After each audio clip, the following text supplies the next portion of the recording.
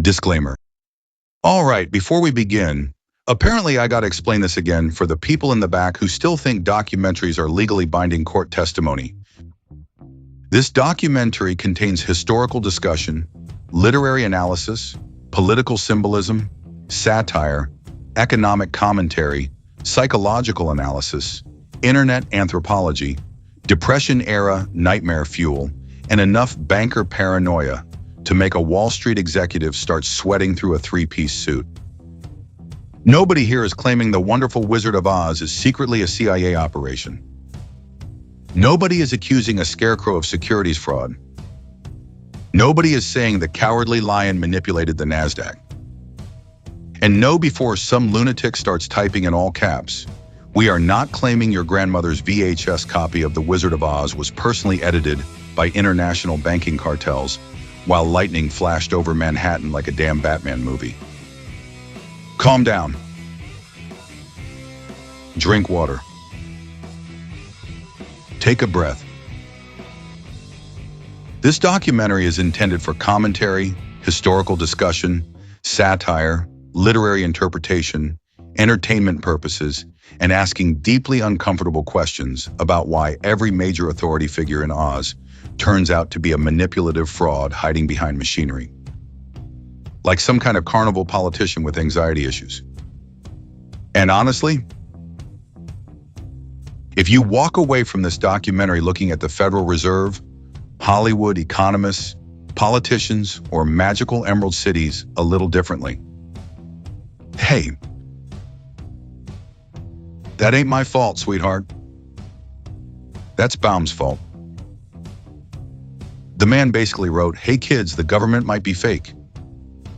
And somehow people turned it into lunchboxes. America is unbelievable. Anyway, viewer discretion is advised, especially if you work in finance. Pizza Versa Studios. Palermo Productions. Original documentary. The Wizard of Oz, The Financial Nightmare, Hollywood Buried. Written by Bambi Palermo. Narrated by Vincent DiPrio. Edited at 2 a.m. at the Tommy Stiggs Social Club with lots of espresso and cigarettes. You think you know the Wizard of Oz? Little farm girl. Tornado. Ruby slippers. Follow the yellow brick road. Cute little songs. Flying monkeys. A lovable fraud behind a curtain. That's the version Hollywood sold you. But the original story? Guys. The original story is practically an economic horror film disguised as a bedtime story. Because in the original book, Dorothy's slippers were not ruby. They were silver. And that single change may be one of the most fascinating symbolic rewrites in Hollywood history. See, while America remembers Oz as comforting nostalgia, L. Frank Baum may have been writing about something completely different. Economic collapse. Bank corruption. Manufactured authority. Mass psychological manipulation. And the destruction of ordinary Americans under systems they barely understood. And once you see it, you cannot unsee it. The songs disappear. The fantasy disappears, and suddenly Oz starts looking less like a magical kingdom and more like America wearing green-tinted glasses. The town that died slowly. The year was 1890. The setting was Aberdeen, South Dakota. A 2-year drought meant no rain. No rain meant no crops. No crops meant families starved. L. Frank Baum watched it happen in real time. Mrs. Henderson came into his store the same woman who used to buy candy for her children. Now she was pawning her wedding ring for flour. 50 cents. That's what survival cost now. Meanwhile, farmers packed the banks, begging for more time on loans they could never repay. And the banks?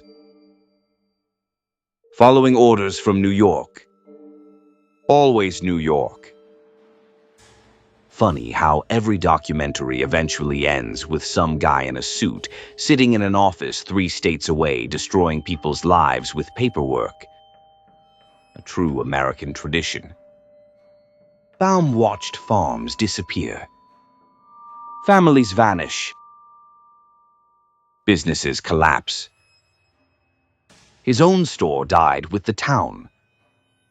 And according to many historians and literary scholars, that trauma became Oz. Not fantasy. Not escapism. A warning.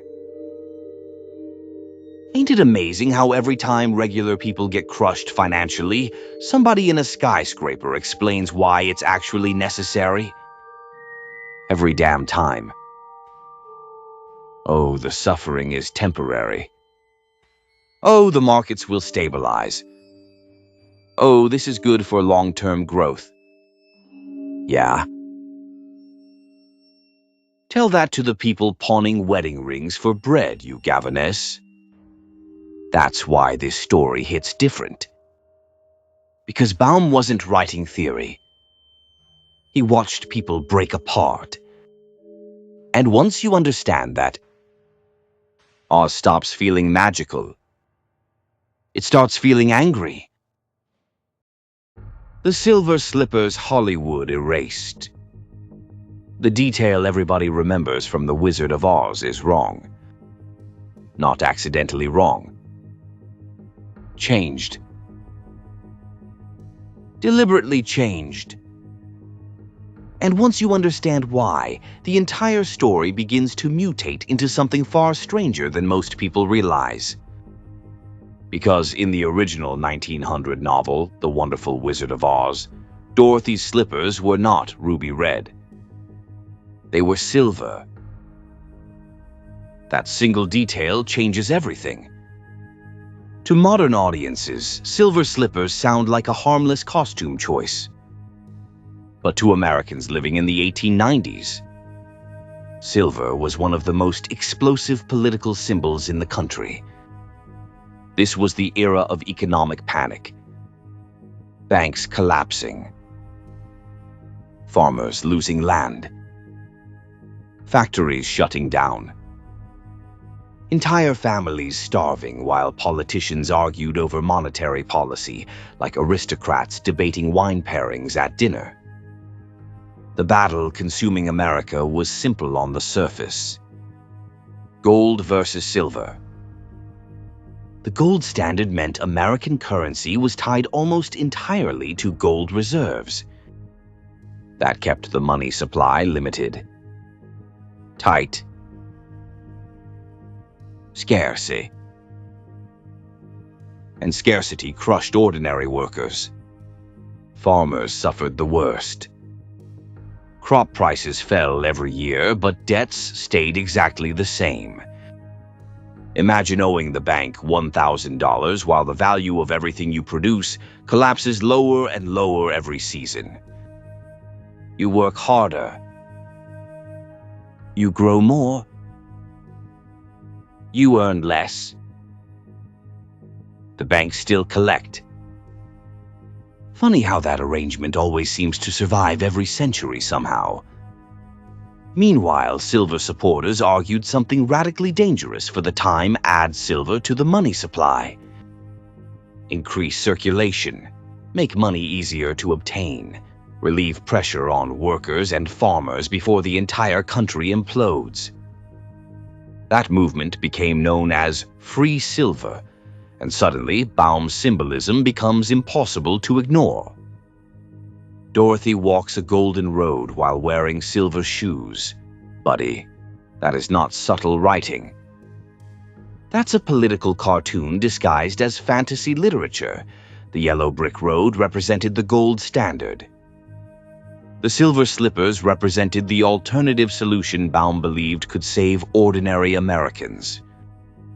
And here's where the story becomes fascinating, because Dorothy never realizes the power of the slippers until the very end.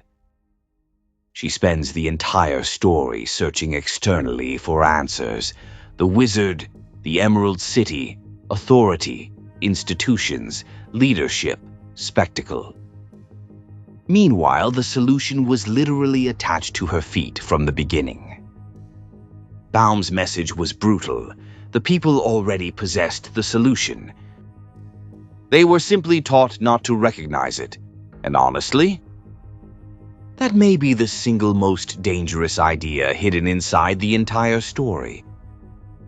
Because once people realize they already possess power, they stop depending on institutions pretending to save them. Now fast forward to 1939. Hollywood adapts The Wonderful Wizard of Oz into one of the most iconic films in history. America is still psychologically shattered from the Great Depression. Trust in banks is already damaged. The Federal Reserve now exists. Economic fear dominates the country. And suddenly the silver slippers disappear, replaced with ruby red shoes. Officially, MGM said Technicolor cameras made ruby red visually stronger on screen. And to be fair, that's absolutely true. The ruby slippers became one of the most visually iconic props in cinema history. But symbolically, the transformation erased the entire monetary argument sitting underneath the original novel. Silver vanishes. The political metaphor vanishes. The economic allegory softens.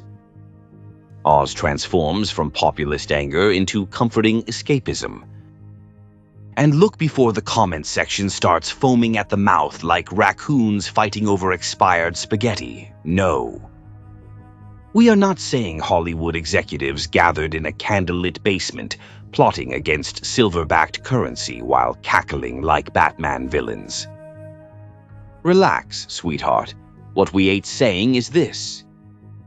It's incredibly fascinating that the single most politically symbolic object in Baum's original story became pure visual spectacle in the film adaptation. That matters, because once the slippers stop being silver, Oz becomes emotionally safer. The story loses its teeth. The audience stops thinking about money, stops thinking about banks, stops thinking about debt, stops thinking about the economic system itself. Now it's just fantasy, music, adventure, color, comfort. And honestly, that transformation alone may perfectly summarize 20th century American entertainment. Take public anxiety, wrap it in spectacle, sell it back as nostalgia. Everybody leaves humming songs instead of questioning institutions. That's Hollywood, baby. The original Oz asked dangerous questions. The film offered emotional reassurance. One tells you to look behind the curtain. The other distracts you with how beautiful the curtain looks under Technicolor lighting. And maybe that's the most American thing about the entire story. The man behind the curtain. At the center of Oz stands the wizard. The great and powerful Oz, master of Emerald City. The all-knowing authority everybody fears. And L. Frank Baum makes one thing brutally clear from the beginning. The wizard is terrifying. Not charming. Not lovable. Not quirky. Terrifying. In the original novel, the wizard appears differently depending on who stands before him. To Dorothy, he appears as a gigantic floating head. To others, he becomes monstrous beasts, balls of fire, horrific creatures, living nightmares. He does not present himself as human. That matters. Because fraudulent authority almost never wants to appear human. Human beings are vulnerable. Human beings are uncertain. Human beings make mistakes. But giant floating supernatural heads? Those inspire obedience, fear, submission. And Baum understood something chilling about power. The more artificial authority becomes, the more theatrical it has to act. So the wizard hides behind explosions, smoke machines, mechanical effects, massive amplified voices, fear-based spectacle. Sound familiar? Sound familiar? Guys, the man basically predicted modern media 50 years before television exploded into American households. Because what is the wizard really doing? He's managing perception. That's it. That's his entire system. He creates the illusion of power because the illusion itself is the power. And once Dorothy pulls back the curtain, everything collapses immediately. Not slowly. Immediately. That's important. Because Baum wasn't saying false authority is strong. He was saying false authority survives entirely because people are afraid to challenge the performance. The second reality enters the room. The machine starts falling apart. And honestly, that may be one of the single greatest symbolic moments ever written into American fiction. Because think about what Dorothy actually discovers. Not a monster. Not a demon. Not some all-powerful ruler controlling destiny.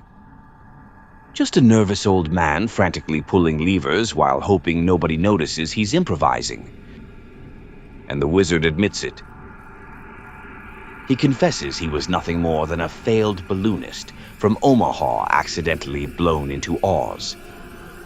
No divine destiny. No chosen ruler. No superior wisdom. Just a regular guy who realized frightened people desperately wanted somebody to believe in. That line changes the entire story. Because Baum isn't mocking intelligence. He's mocking dependency. Oz became vulnerable because its people needed certainty more than truth. And that idea aged way too well. Look around today. How many institutions survive almost entirely through spectacle? Politics. Television. Corporate branding. Internet personalities. Half the damn world now operates like Emerald City with Wi-Fi. Big lights. Big promises. Big emotional performances. Everybody yelling. Everybody branding themselves as the answer. And behind the curtain, usually some exhausted guy having a nervous breakdown while interns hold the whole operation together with duct tape and espresso shots. That's the real horror inside Oz. The wizard is fake. But the system built around him is real. The guards obey him. The citizens fear him. The bureaucracy functions around him. Entire lives revolve around maintaining his illusion. And even after he's exposed, Oz doesn't instantly become free. That's the terrifying part. The illusion survives longer than the lie itself. Because people emotionally adapt to systems. Even fraudulent ones. Especially fraudulent ones. The wizard understands this perfectly. That's why he gives Dorothy's companions fake symbolic rewards instead of actual transformation. The Scarecrow gets a diploma. The Tin Woodman gets a decorative heart. The Lion gets a bottle of courage. Placebos. Performance props. And the craziest part? They immediately feel changed afterward. Why? Because they already possessed the qualities they sought. The wizard merely validated them psychologically. Baum's point was devastating. Authority often survives because people need permission to believe in themselves. That is a very dangerous idea to hide inside a children's story. Because once people stop seeking permission from institutions, the institutions lose control. And suddenly the wizard becomes more than a character. He becomes a blueprint. A warning about how spectacle manipulates populations. A warning about fear-based leadership. A warning about authority built entirely on emotional theater. And maybe most disturbing of all, a warning about how badly people want to believe the performance. Let me tell you something. People always ask, how do corrupt systems survive? Simple. Most people are exhausted. They got bills, kids, jobs, stress, anxiety. Nobody wants to spend every waking hour pulling curtains back and questioning giant floating heads yelling through microphones. People want comfort. That's why spectacle works. That's why propaganda works.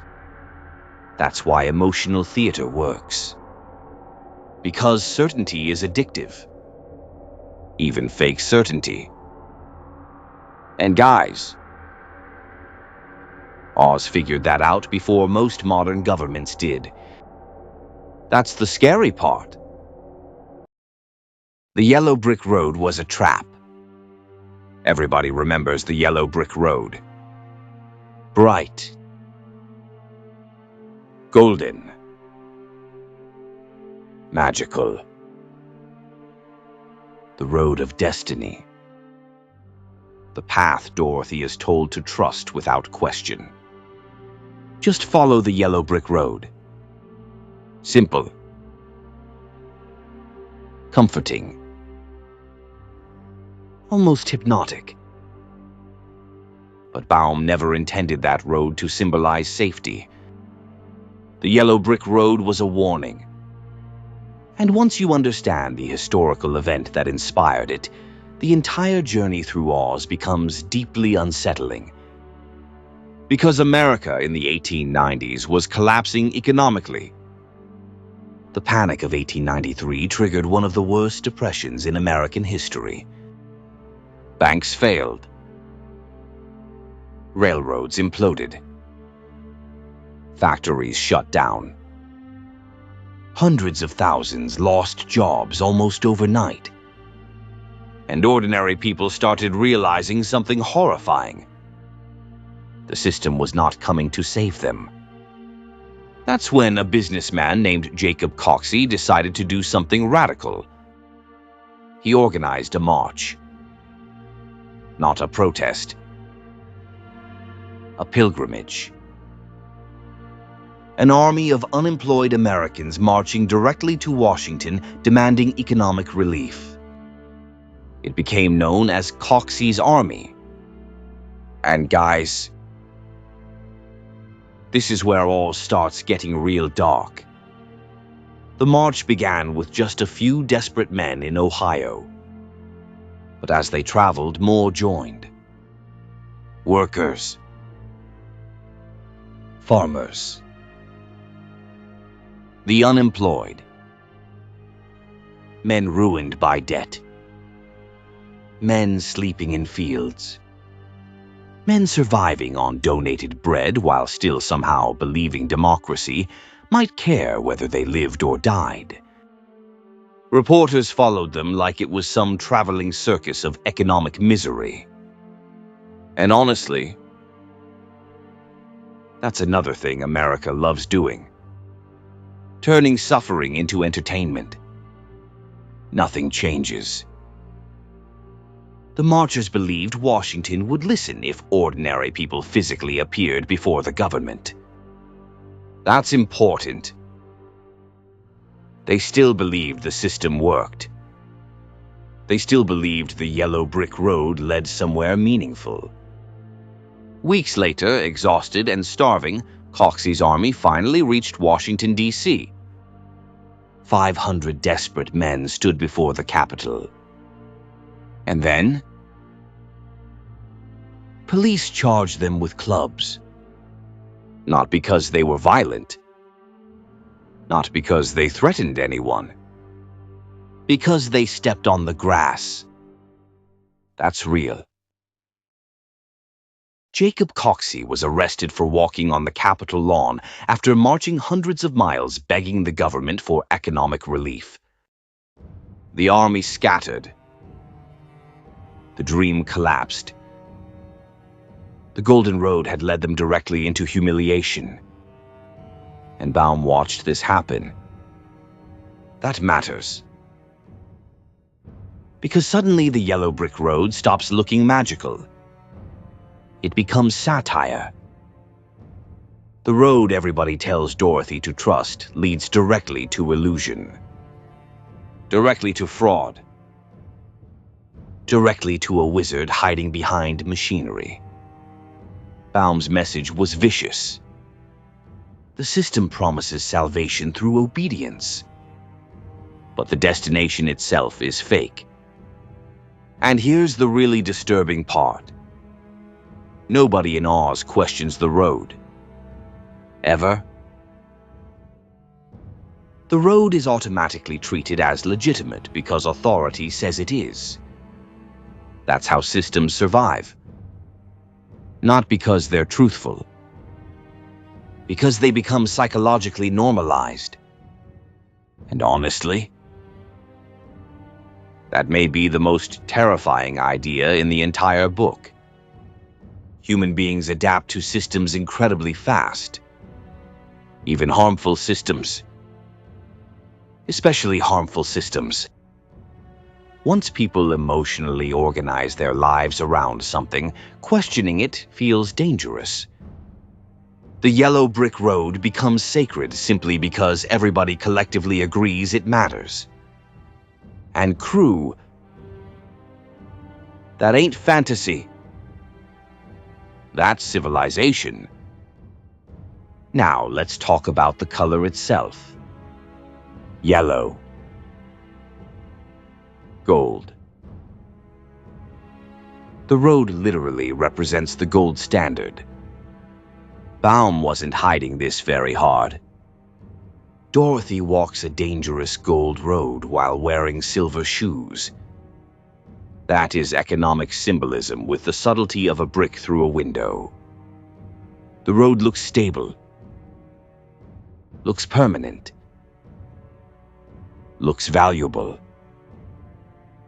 But where does it actually lead? To emotional manipulation. Artificial spectacle. False authority. And a terrified old man manufacturing illusions behind curtains. Baum wasn't attacking gold itself. He was attacking blind faith in systems presented as unquestionably legitimate. And that idea becomes even more disturbing once Dorothy reaches Emerald City. Because by then she's exhausted. Traumatized. Confused. Desperate for answers. Which is exactly when populations become most vulnerable to manipulation. That's another thing Baum understood frighteningly well. Fear makes people obedient. Economic fear especially. Because when survival becomes uncertain, people stop asking, is this system truthful? And start asking, will this system protect me? That's how dangerous institutions survive generation after generation. Not through honesty, through emotional dependency. And the yellow brick road symbolizes that entire psychological trap. A beautiful road. A trusted road. A celebrated road. Leading directly toward illusion. You know what's funny? Most people never question the road they're already standing on. That's human nature. You grow up inside a system long enough, eventually it starts feeling natural, normal, inevitable. People defend systems they secretly hate all the time because the alternative feels scarier than the suffering. That's why the yellow brick road works symbolically. Everybody assumes, well, there has to be a reason we're following it. Maybe not. Maybe the road exists because enough people are too exhausted to stop walking. And that right there, that's the part of Oz that hits like a truck once you're an adult. The Emerald City illusion. By the time Dorothy finally reaches Emerald City, she believes the nightmare is almost over. The long road is behind her. The suffering meant something. The Great Wizard will finally solve everything. That's how manipulated systems work, by the way. They survive by convincing exhausted people that relief is always just one more checkpoint away. One more form. One more payment. One more election. One more sacrifice. One more yellow brick. And Emerald City appears exactly how authority always wants to appear. Perfect. Radiant. Untouchable. The city glows green like heaven itself. Massive towers. Endless wealth. Order. Grandeur. The promise that somewhere, somebody important, finally knows what they're doing. But Baum immediately slips in one of the darkest symbolic details in the entire novel. Nobody is allowed to see Emerald City with their own eyes. Every citizen must wear green-tinted spectacles locked onto their faces. Locked. That detail matters. These are not fashion accessories. They are mandatory perception filters. The citizens are told the glasses protect their eyes from the brilliance of the city. But that's a lie. Remove the glasses and Emerald City is exposed for what it truly is: ordinary, gray, worn down, artificial. The greatness was manufactured through forced perception. And guys, that may be one of the most frightening metaphors ever written into American literature. Because Baum wasn't just talking about economics anymore. He was talking about psychological conditioning itself. Emerald City works because the population collectively agrees to experience reality through approved lenses. Once again, Oz stops feeling like fantasy and starts feeling terrifyingly modern. Because today everybody wears lenses. Political lenses. Media lenses. Internet lenses. Corporate lenses. Algorithmic lenses. Everybody sees reality through systems designed by somebody else. And most people never even realize the glasses are on. That's the genius of Emerald City. The illusion becomes normalized. Children born inside the city would never even question the spectacles. Why would they? Everybody wears them. That's how institutional perception works. Not through brute force, through normalization, through repetition, through emotional comfort. Baum understood something deeply unsettling. If you control perception long enough, people begin defending the illusion voluntarily. And honestly, that's the point where Oz becomes less like a fairy tale and more like psychological horror. Because the citizens of Emerald City aren't evil. They're conditioned. They genuinely believe the illusion, which means the system no longer requires constant enforcement. The people enforce it themselves. That's how powerful false realities become. And look around now. People live inside digital emerald cities every single day.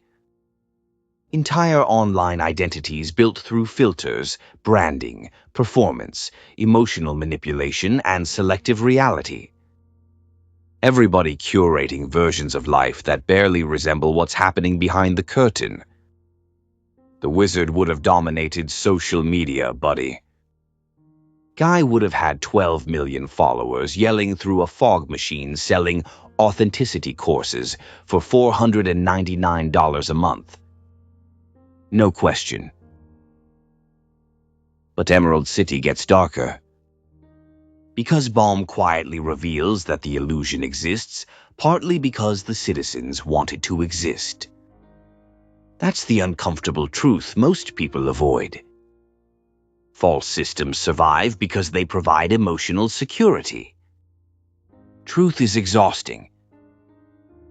Truth creates uncertainty. Truth forces responsibility. Illusions are easier. Illusions allow people to keep functioning.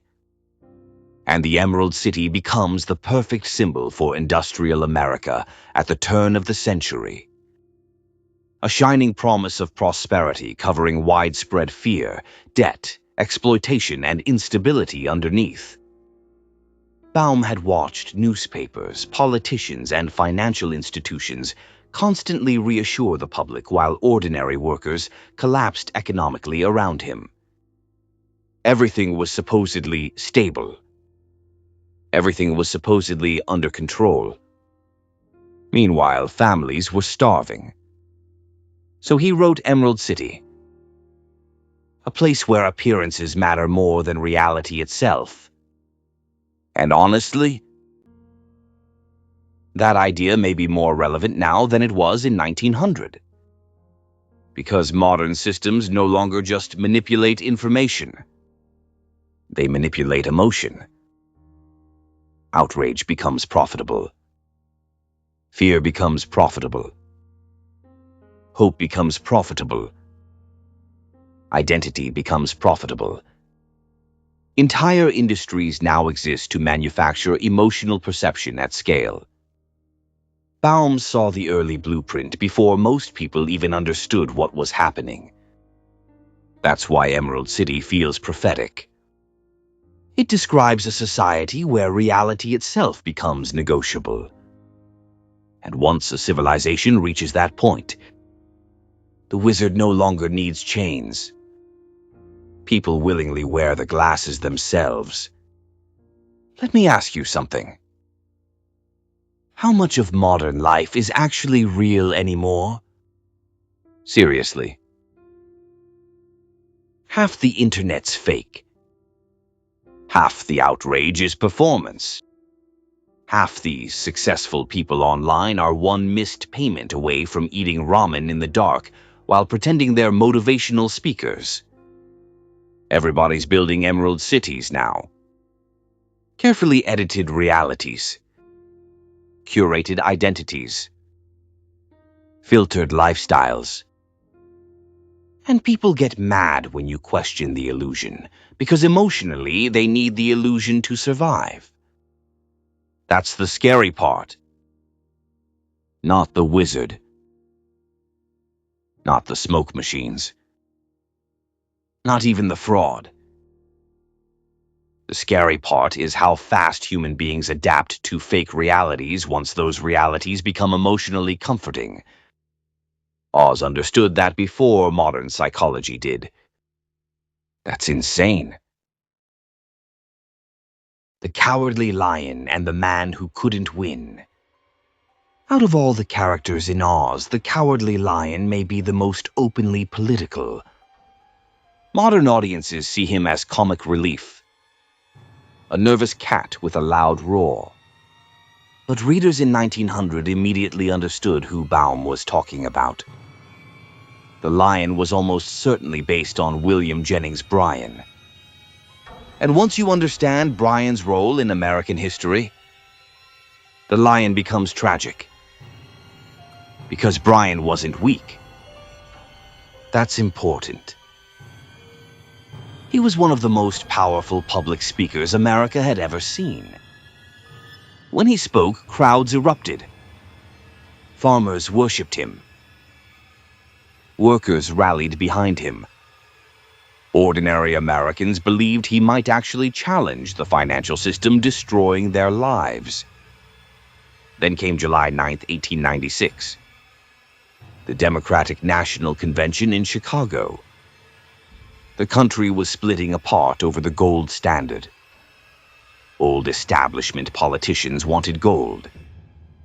Populists demanded silver. The convention hall was chaos. Then Bryan walked onto the stage. 36 years old. Young. Unknown nationally. And within minutes, he delivered one of the most famous speeches in American history. The Cross of Gold speech. Bryan spread his arms wide and thundered. You shall not press down upon the brow of labor this crown of thorns. The crowd exploded. Then came the line that shook the convention hall. You shall not crucify mankind upon a cross of gold. People screamed, cried, cheered. Delegates reportedly lifted Bryan onto their shoulders like some kind of political messiah. The man had power. Real power. The kind of charisma that scares institutions. And Baum watched it happen. Now think about the Cowardly Lion again. A creature with an overwhelming roar. A terrifying presence. A natural leader. Everybody expects courage from him. But when the moment comes to truly challenge power, he hesitates. That's Bryan. At least in Baum's eyes. Because despite all the speeches, despite all the passion, despite all the momentum, Bryan lost. And then he lost again, and again. 3 presidential campaigns, 3 defeats. The banking system survived, the gold standard survived, Wall Street survived. The lion roared loudly enough to shake the country, but never managed to overthrow the machine. And Baum's disappointment bleeds through every page of the character. The lion isn't evil. He's frustrated potential. That's what makes him tragic. He possesses strength, but psychologically believes he lacks it. And once again, Baum returns to the same terrifying theme. People already possess power, but systems convince them they don't. The lion spends the entire journey begging for courage while repeatedly displaying courage. He fights enemies, protects his friends, faces danger constantly. But emotionally, he remains trapped in self-doubt. And honestly, that may be one of the most psychologically accurate things Baum ever wrote. Because fear doesn't usually erase courage, it erases confidence. That's different. The lion feels cowardly because he fears fear itself. And modern systems absolutely thrive on that psychology. Fearful populations become dependent populations. Fearful workers accept exploitation. Fearful citizens accept manipulation. Fearful people surrender autonomy for emotional reassurance. That's how institutional power grows, and Baum understood this decades before modern propaganda theory existed. The lion's entire crisis is psychological, not physical. That's important. Baum's villains rarely overpower people through direct force. They manipulate perception. The wizard manipulates perception. Emerald City manipulates perception. The yellow brick road manipulates perception. Even the lion's greatest enemy is his own perception of himself. Oz is fundamentally a story about psychological control. That's why it still feels so strangely relevant. And guys, here's where things get really fucked up and uncomfortable. Because Brian himself eventually became part of the establishment he once challenged. That happens a lot in American history. Revolutionary figures slowly get absorbed into the systems they opposed. The machine adapts, the anger softens, the rhetoric becomes branding. And eventually the rebel becomes another statue politicians pose beside during speeches. Baum may have seen that transformation beginning already, which would explain why the lion never fully becomes heroic. He remains uncertain, emotionally conflicted, unable to completely follow through. And honestly, that may be Baum's harshest criticism in the entire book. Not of villains, of leaders who almost challenge power then stop. Because, according to Baum, failed courage may be more dangerous than cowardice itself. At least cowards don't inspire false hope. The lion did. That's what made the disappointment devastating. You know what's wild? Every generation gets its lions. Big personalities. Big speeches. Big promises. Everybody screaming, "This guy's gonna change everything." Then somehow the machine keeps rolling along untouched while ordinary people still get steamrolled. Funny how that works. And honestly, I think that's why the lion still resonates. Because most people know what it feels like to doubt themselves even when they're capable of more. That part's human. But Baum takes it further. He suggests entire systems depends on keeping people psychologically uncertain about their own power. And guys, that's where Oz stops being fantasy and starts becoming a damn warning label for civilization itself. The Tin Man and the death of the human soul. If the lion represented political failure, the Tin Woodman represented something even darker. Industrial America itself. And honestly, the Tin Man's origin story is one of the most disturbing things ever hidden inside a so-called children's book. Because before he became the Tin Woodman, he was a real human being. His name was Nick Chopper. He fell in love with a Munchkin girl. Simple story. Until the Wicked Witch cursed his axe. Then the nightmare begins. The first swing cuts off his leg. He replaces it with tin. The next swing removes an arm. Another replacement. Then another limb. Then another. Then his torso. Finally his head. Piece by piece, Nick Chopper slowly transforms into a machine. And here's the horrifying part. Nobody stops it. Nobody says, "Hey, maybe we should pause this horrifying mechanical dismemberment process." Nope, everybody just keeps rebuilding him. Keep working, keep functioning, keep producing. until eventually nothing human remains at all. That's not fantasy anymore. That's industrial capitalism wearing a Halloween costume. Baum was writing during the height of America's industrial explosion.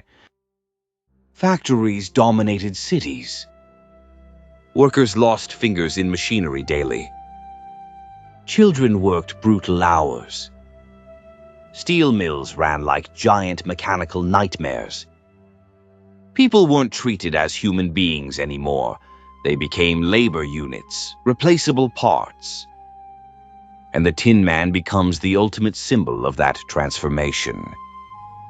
Every replacement makes Nick less human, less emotional, less connected. Until eventually, even the woman he loved recoils in horror from what he has become. That detail matters, because the tragedy isn't just physical destruction. It's emotional alienation. Nick Chopper survives physically, but loses the ability to feel fully alive.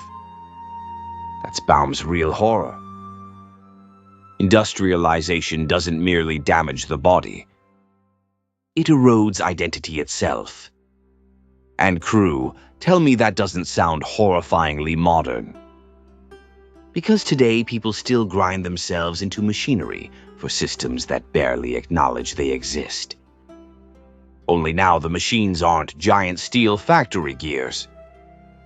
Now it's endless productivity, algorithmic performance, digital labor, emotional exhaustion, constant connectivity, monetized attention spans. People slowly replacing pieces of themselves to remain efficient. Sleep disappears. Relationships collapse. Personality becomes branding. Identity becomes performance. And eventually people wake up emotionally numb, wondering, when exactly did I stop feeling like a person? That's the Tin Man. That's the horror.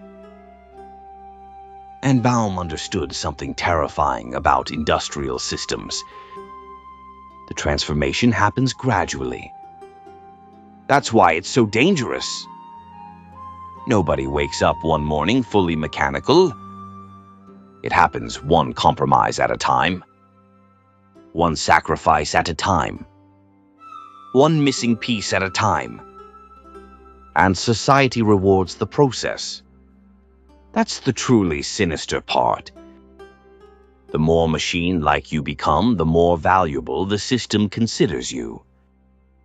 Reliable workers, efficient producers, emotionally detached functionality. Meanwhile, the soul quietly dies in the background. And when the Tin Man finally realizes he no longer has a heart, Baum delivers one of the darkest symbolic moments in the story. Because he doesn't mean the literal organ. He means empathy, connection, human warmth. The ability to emotionally recognize himself. The machine survives, the humanity disappears. That's why the Tin Man terrifies adults more than children once they understand the metaphor. Because almost everybody recognizes pieces of themselves in him eventually. People exhausted by systems. People emotionally flattened by survival. People functioning externally while internally feeling disconnected from their own lives. And Baum refuses to offer easy comfort. The Tin Man never fully becomes human again. That matters. Some transformations leave permanent scars. That may be Baum's bleakest message in the entire novel. Not all damage reverses. And honestly, that's what separates Oz from ordinary fantasy. Most fairy tales reassure you. Oz warns you. It tells you systems can consume identity itself while convincing people the sacrifice is normal. And kids, that may be one of the most relevant ideas ever written in American fiction. How many people right now are basically living like the Tin Man? Seriously, wake up, work, stress, perform, repeat. Everybody exhausted, everybody emotionally fried, everybody pretending they're okay because modern life rewards functionality more than humanity. And the second somebody burns out, the system just replaces them. New worker, new account, new face, new machine. That's why the Tin Man hits so hard once you're older. As a kid, he's cute. As an adult, he's basically an OSHA violation with depression. And the craziest part? Baum wrote this over 100 years ago. The man saw the machine coming before most people even realized they were standing inside it. The Scarecrow who couldn't sleep. Out of everybody in Oz, the Scarecrow may be the saddest character in the entire story. Not because he lacks intelligence, because he believes he lacks it. And that psychological torture changes everything. The Scarecrow spends the entire journey convinced he's stupid, worthless, incomplete. He constantly apologizes for himself, constantly doubts himself, constantly seeks validation from authority figures who barely understand more than he does. Meanwhile, throughout the story, he's the smartest person in the group. He solves problems repeatedly, creates escape plans, understands danger faster than the others, improvises under pressure. But emotionally, none of that matters. Because the system already convinced him he was defective.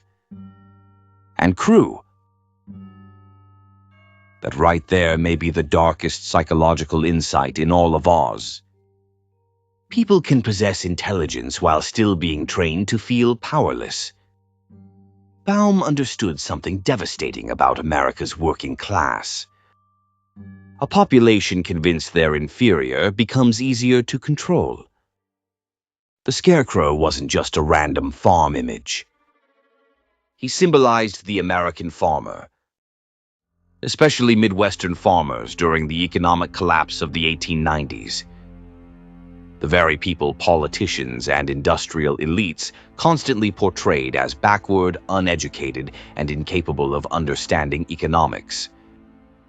Meanwhile, those same farmers were surviving droughts, debt, collapsing crop prices, and brutal labor conditions that would mentally destroy most wealthy politicians in about 11 minutes. Baum saw the contradiction clearly. The people feeding America were treated like fools by the people profiting from them. So he wrote The Scarecrow, a brilliant mind trapped inside manufactured insecurity.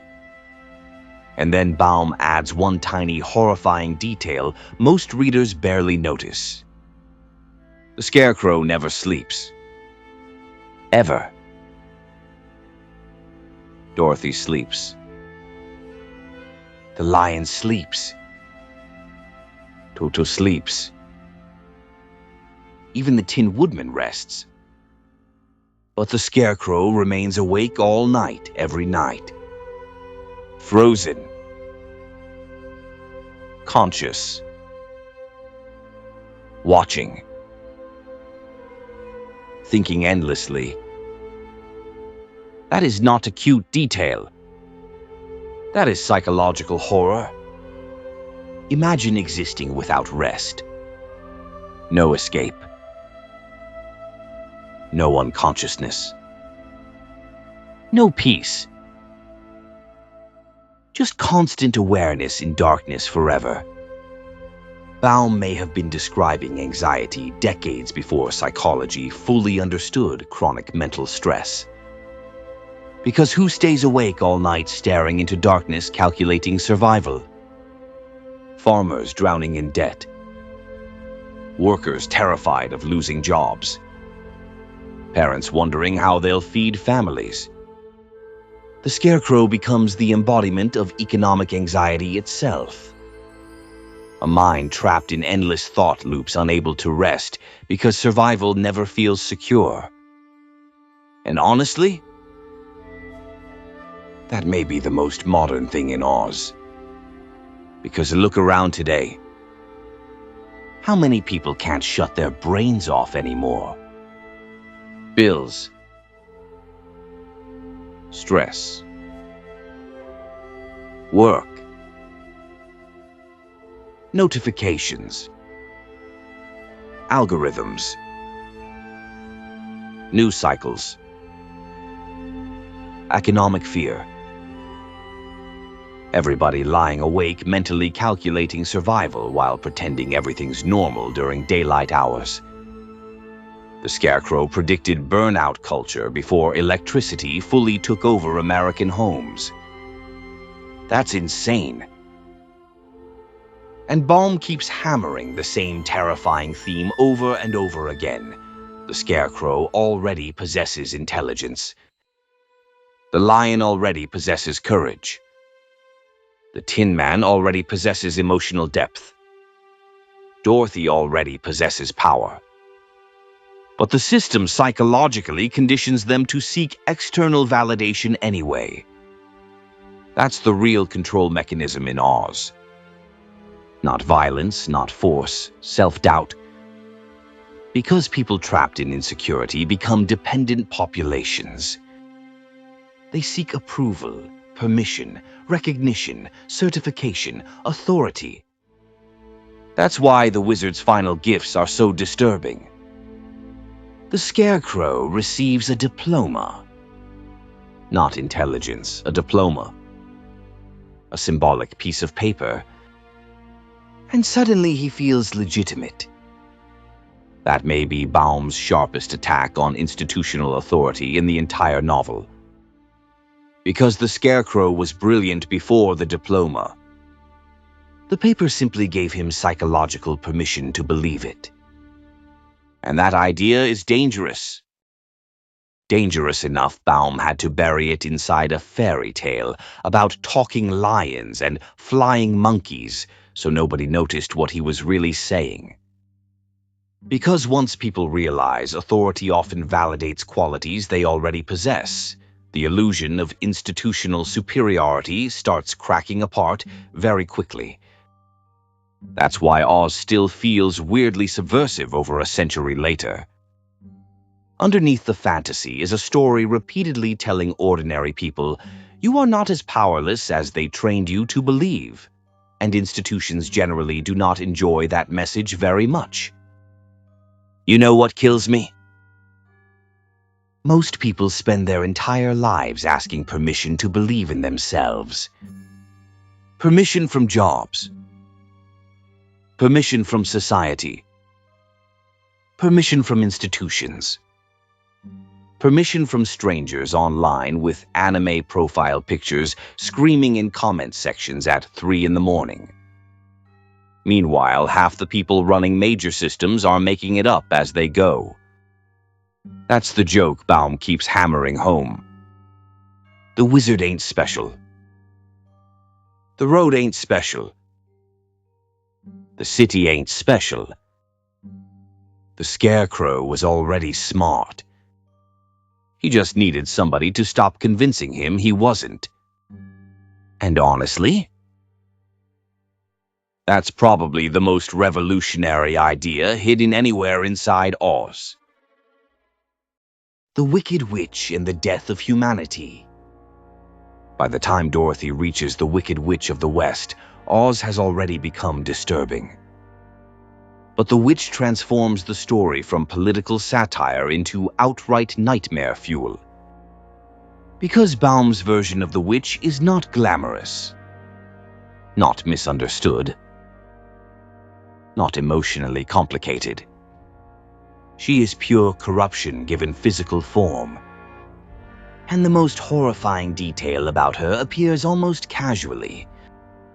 When Toto bites the witch, she doesn't bleed. Nothing comes out. Baum tells us she has dried up inside. Think about how grotesque that actually is. She isn't alive in any normal human sense anymore. She's hollow, emotionally empty, spiritually dead. A shell animated entirely by cruelty and power. And suddenly the wicked witch stops feeling like a fairy tale villain. She becomes something symbolic. Baum wasn't writing about ordinary evil. He was writing about what happens when greed, control, and corruption completely consume human identity. The witch represents a person who has lost every trace of humanity, but continues functioning anyway. And honestly,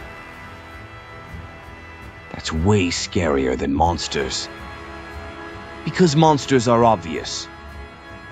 Corruption rarely is. The witch rules through fear, intimidation, psychological domination. Her slaves obey because terror has become normalized. Ordinary water. At first, that sounds almost silly. A strange fairy tale weakness.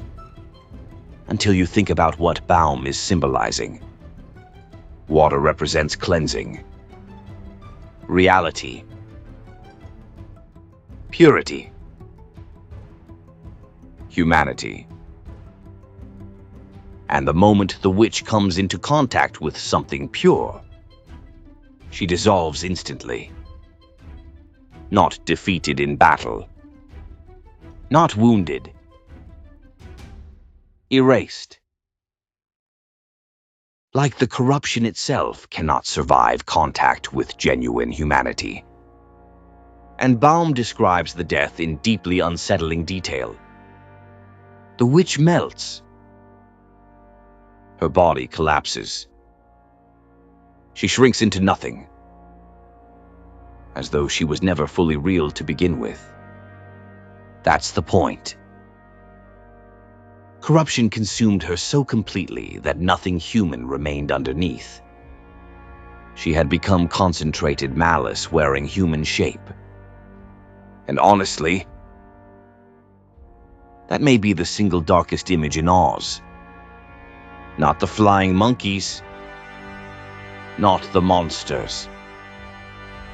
The idea that human beings can become spiritually hollow while still appearing functional. Baum may have been reflecting the bankers, industrialists, and political elites he believed destroyed ordinary Americans during the economic collapses of the 1890s. People so consumed by profit and control that suffering stopped registering emotionally. Remember, Baum watched families starve, watched farms disappear. That matters. Oz repeatedly shows systems of control surviving through emotional conditioning rather than direct violence. The witch barely needs to punish people constantly because fear already lives inside them permanently. That's how abusive systems operate. Eventually, people begin policing themselves. And the witch's castle becomes one of the bleakest environments in the entire story. No warmth. No comfort. No humanity. Only obedience. Only labor. Only survival. Baum understood something horrifying about power. When systems become sufficiently corrupt, empathy itself becomes viewed as weakness. And the witch embodies that perfectly. She cannot love, cannot nurture, cannot connect. Everything becomes transactional. Everything becomes domination. Everything becomes control. Tell me that doesn't sound familiar in modern life sometimes. Because institutions today still reward emotional detachment constantly. Corporate systems, political systems, internet culture. Half the world now treats empathy like a software bug interfering with productivity. And Baum saw the beginnings of that transformation over 100 years ago. That's terrifying. But then Baum introduces the detail that changes everything. Water kills the witch. Simple. Everybody waiting for somebody else to declare them legitimate. Meanwhile, Baum's story quietly whispers, "You already possess the power." That's dangerous. Dangerous enough, Baum may have intentionally disguised it inside fantasy to avoid direct political backlash. And remember, Baum belonged to the Theosophical Society, which believed truth existed beyond institutional authority. Theosophy rejected rigid hierarchies and argued spiritual understanding came through internal awakening rather than obedience. Again, that's Oz. The wizard represents false external authority. Dorothy's slippers represent dormant internal power. The entire story becomes a symbolic rejection of dependency itself. And honestly, that may be why Oz still feels strangely unsettling beneath the nostalgia. Because underneath the songs and fantasy, the story repeatedly asks deeply uncomfortable questions. What if the systems guiding your life are built mostly on perception? What if authority survives because people emotionally need it? What if the answers people desperately seek externally have been within them all along? Folks, those are not normal children's story questions. That's philosophical dynamite wrapped in fairy tale packaging. And Baum knew exactly what he was doing. You know what's funny? Most systems don't actually want independent people. Independent people ask questions. Independent people challenge narratives. Independent people pull curtains back. That's why Oz still scares people once they really understand it. Because Baum's message isn't trust better leaders. It's, why are you depending on fraudulent leaders in the first place? That's a whole different level of dangerous. And honestly, that's probably why the story survived. Because fairy tales can smuggle ideas past people that straight political writing never could. Adults argue with manifestos. Kids remember stories forever.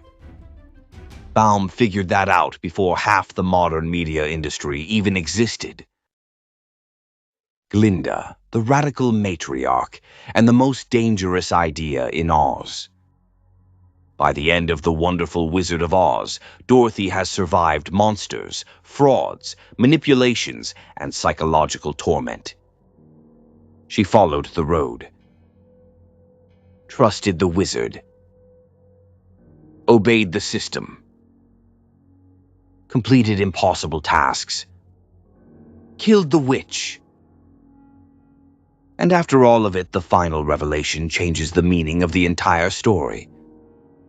Because Glinda calmly tells Dorothy something devastating, she always had the power to go home. From the very beginning. The silver slippers could have returned her home the entire time.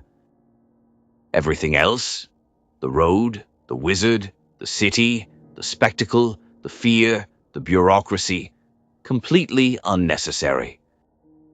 Now, on the surface, this sounds uplifting. Self-belief, inner strength, classic fairy tale moral.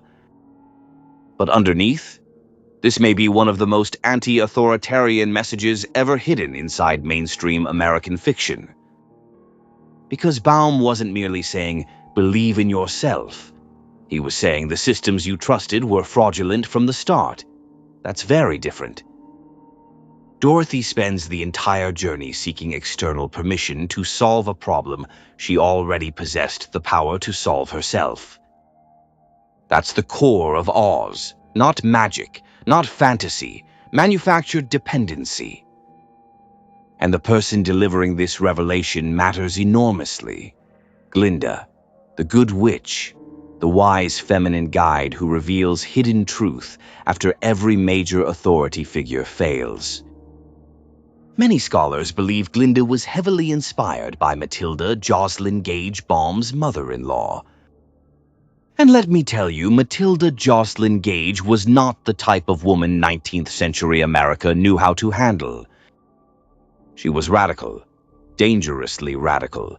Even other suffragists thought she went too far. While some activists simply wanted voting rights, Gage attacked the entire structure of institutional authority itself. Religion, government, marriage, power structures. She believed society systematically trained people, especially women, into obedience through psychological conditioning. Sound familiar? Because that's basically Oz. Gage argued organized religion often weaponized fear and dependency to maintain social control. Baum's wizard does the same thing. Gage believed institutions taught people to distrust their own capabilities. Oz does that constantly. Gage believed enlightenment required rejecting fraudulent authority and recognizing inner power. That's literally Dorothy's final revelation. And suddenly Glinda transforms from fairy godmother into ideological messenger. The final truth-teller in a story built entirely around deception. But here's the really fascinating part. Glinda doesn't tell Dorothy the truth immediately. That matters. She waits. Why? Because according to Baum and likely Gage, people cannot simply be handed enlightenment. They have to discover it psychologically. The journey matters because Dorothy must emotionally unlearn dependency first. That's the hidden transformation inside Oz. Not traveling across magical land. Breaking psychological conditioning. Every authority Dorothy trusts fails her. The wizard fails. The road fails. The city fails. Institutional promises fail. Only after all external systems collapse does Dorothy finally recognize her own agency. That's a revolutionary message, especially in 1900 America. And honestly, probably still now. Because modern systems still condition people to seek constant validation externally. Validation from institutions, governments, corporations, algorithms, social media, public approval, digital applause, authority figures, everybody waiting for somebody else to declare them legitimate. Meanwhile, Baum's story quietly whispers, "You already possess the power." That's dangerous. Dangerous enough, Baum may have intentionally disguised it inside fantasy to avoid direct political backlash. And remember, Baum belonged to the Theosophical Society, which believed truth existed beyond institutional authority. Theosophy rejected rigid hierarchies and argued spiritual understanding came through internal awakening rather than obedience. Again, that's Oz. The wizard represents false external authority. Dorothy's slippers represent dormant internal power. The entire story becomes a symbolic rejection of dependency itself. And honestly, that may be why Oz still feels strangely unsettling beneath the nostalgia. Because underneath the songs and fantasy, the story repeatedly asks deeply uncomfortable questions. What if the systems guiding your life are built mostly on perception? What if authority survives because people emotionally need it? What if the answers people desperately seek externally have been within them all along? Folks, those are not normal children's story questions. That's philosophical dynamite wrapped in fairy tale packaging. And Baum knew exactly what he was doing. You know what's funny? Most systems don't actually want independent people. Independent people ask questions. Independent people challenge narratives. Independent people pull curtains back. That's why Oz still scares people once they really understand it. Because Baum's message isn't trust better leaders. It's, why are you depending on fraudulent leaders in the first place? That's a whole different level of dangerous. And honestly, that's probably why the story survived. Because fairy tales can smuggle ideas past people that straight political writing never could. Adults argue with manifestos. Kids remember stories forever. Baum figured that out before half the modern media industry even existed. Why Hollywood had to clean it up. By the time The Wizard of Oz reached theaters, America was a completely different country than the one L. Frank Baum originally wrote for. The America of 1900 feared bankers. The America of 1939 feared collapse itself. That distinction changes everything. The Great Depression had shattered millions of lives. Banks failed. Families lost homes. People lined up for bread. Trust in financial systems was hanging by a thread. And Hollywood understood something very clearly during that era. Americans did not want another warning. They wanted escape, comfort, color, music, hope. So Oz transformed. The sharp political edges softened. The economic allegory faded into the background. The horror became whimsical. The wizard became lovable. The terror became fantasy. And the silver slippers disappeared forever beneath ruby-red spectacle. Now look. This wasn't necessarily some sinister conspiracy with cigar-smoking studio executives cackling in dark rooms while counting gold bars. Relax, sweetheart. Sometimes systems sanitize stories naturally because sanitized stories sell better. That's the uncomfortable truth. Audiences exhausted by suffering often prefer comforting illusions over painful analysis. And Hollywood became the perfect machine for emotional reassurance. That's why the 1939 version feels so emotionally different from Baum's original text. The book feels anxious, angry, paranoid, distrustful. The movie feels warm, dreamlike, safe. One asks dangerous questions. The other says, there's no place like home. That difference matters enormously. Because in Baum's Oz, home itself wasn't necessarily safe. Remember, Baum wrote after watching economic devastation destroy communities. His worldview carried bitterness, disillusionment, suspicion toward authority. But by 1939, America needed morale, needed optimism, needed emotional recovery. And suddenly, Oz becomes less about institutional fraud and more about personal emotional resilience. That's a massive ideological shift. The wizard changes most dramatically of all. In Baum's novel, the wizard is disturbing, manipulative, almost threatening. A symbolic embodiment of fraudulent authority. In the film, he's mostly comic relief. A harmless old fraud who means well.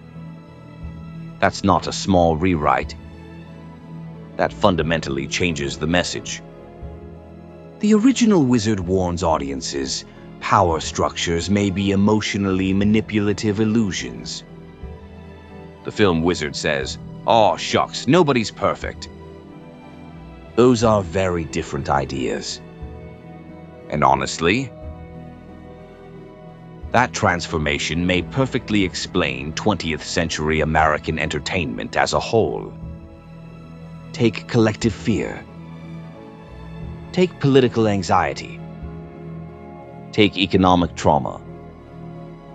Wrap it in music. Color.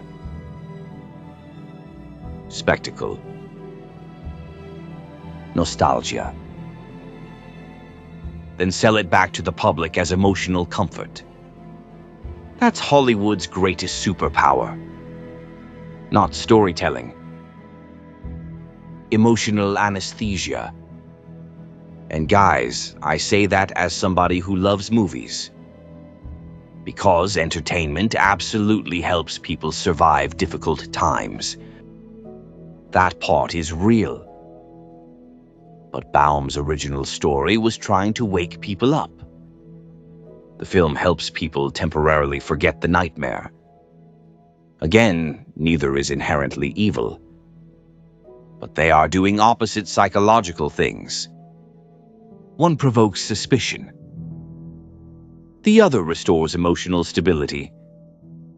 And maybe that's why the 1939 film became immortal. Because it arrived at the exact moment America desperately needed fantasy more than truth. The country didn't want to hear about corrupt systems anymore. People were exhausted. They wanted songs, magic, escapism. A dream where home still meant safety. And honestly, that may be the funniest part of this entire story. The story that never really ended. Here's the part nobody tells you about Oz. The story never actually ends. Not really. Because once Dorothy leaves Emerald City, the system itself survives. That's important. The wizard is exposed. But Emerald City remains standing. The citizens stay inside the illusion. The green spectacles still exist. The bureaucracy still exists. The emotional dependency still exists. Dorothy escapes the machine. She doesn't destroy it. And honestly, that may be Baum's bleakest observation in the entire story. Fraudulent systems rarely collapse just because the truth gets exposed. People become emotionally attached to illusions. That's the real trap. Even after the curtain gets pulled back, many people continue behaving exactly the same because psychologically they need the structure to survive.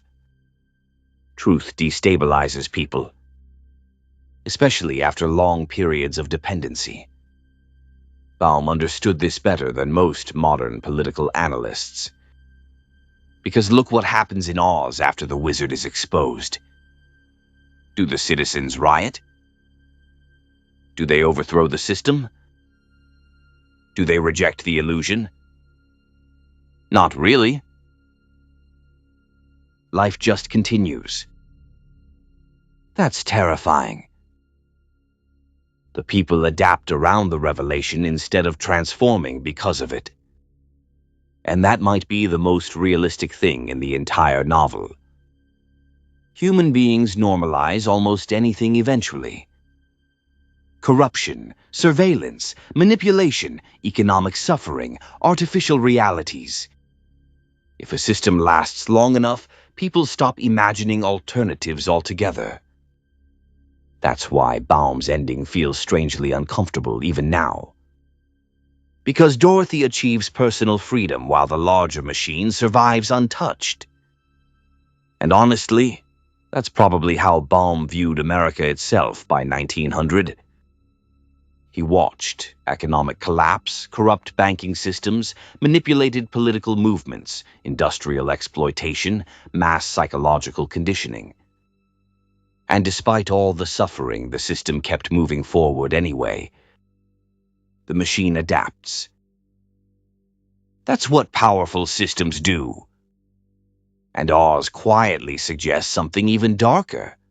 Most people don't truly want freedom, not complete freedom. Freedom is frightening. Freedom means responsibility, uncertainty, risk. It's emotionally easier to follow roads already built for you, even dangerous ones. That's why the yellow brick road remains one of the greatest symbols in American literature. People keep walking it despite everything, despite the fraud, despite the manipulation, despite the illusion. Because humans crave structure even when the structure hurts them. And honestly, that may explain modern society better than half the think pieces written in the last 20 years. Look around. People willingly hand their attention, emotions, identities, and perceptions over to systems constantly. Governments, algorithms, media, corporate branding, online outrage cycles, political tribes, digital validation loops. Everybody's searching for certainty. Everybody's searching for belonging. Everybody's searching for somebody to tell them, "You're safe now." And Baum's story quietly whispers something deeply uncomfortable. What if the people promising safety are just frightened men behind curtains? That idea never stops being relevant. That's why Oz survives generation after generation. Because underneath the fantasy is a timeless fear. The fear that the systems controlling your life may not actually understand what they're doing. And honestly, that's the part of Oz that hits adults differently. Kids see adventure, adults see institutions. Kids see magic, adults see manipulation. Kids see fantasy, adults eventually recognize civilization itself. And maybe that's why the story still feels so strangely powerful over a century later. Not because of nostalgia, not because of songs, not because of ruby slippers.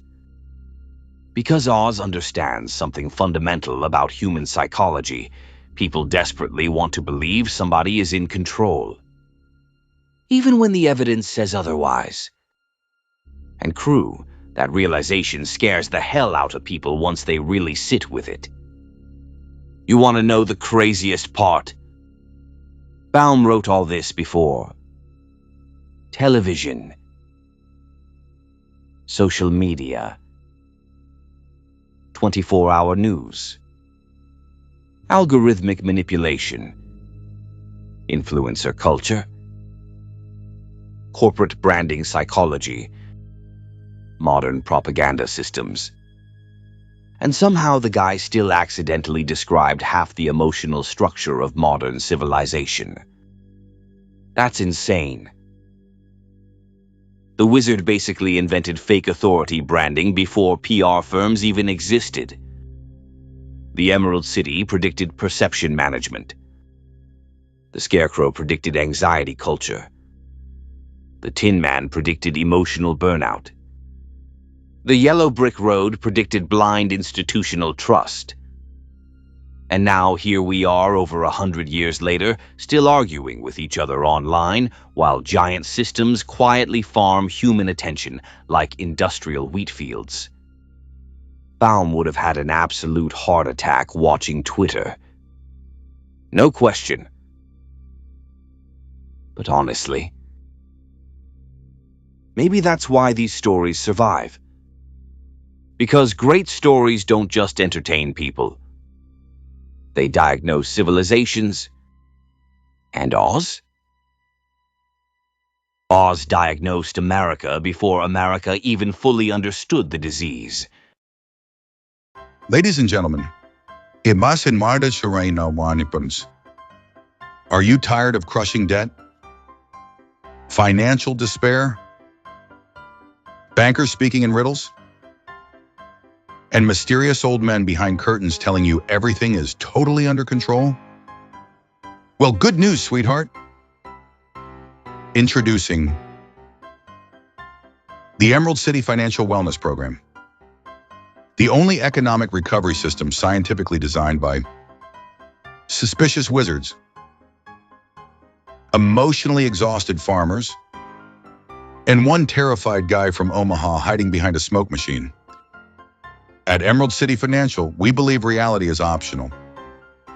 Why deal with economic collapse when you can simply wear these patented, green-tinted prosperity glasses? Now with 73% more artificial optimism, adjustable denial settings, and our revolutionary ignore the foreclosure filter. Before Emerald City Financial, I noticed my family was starving and my farm was being repossessed.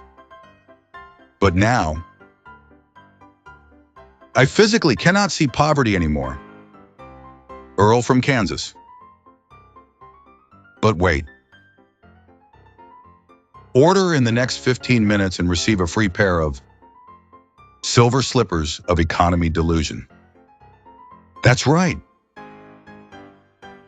Just click your heels 3 times and repeat. The markets are stabilizing. The markets are stabilizing. The markets are stabilizing. And suddenly your panic attack becomes patriotism. Still worried about corruption? Don't be.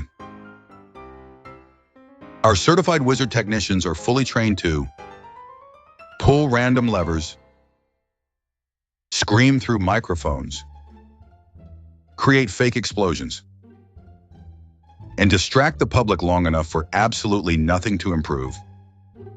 Studies show people are 92% happier when they stop asking questions and simply follow brightly colored roads toward mysterious authority figures.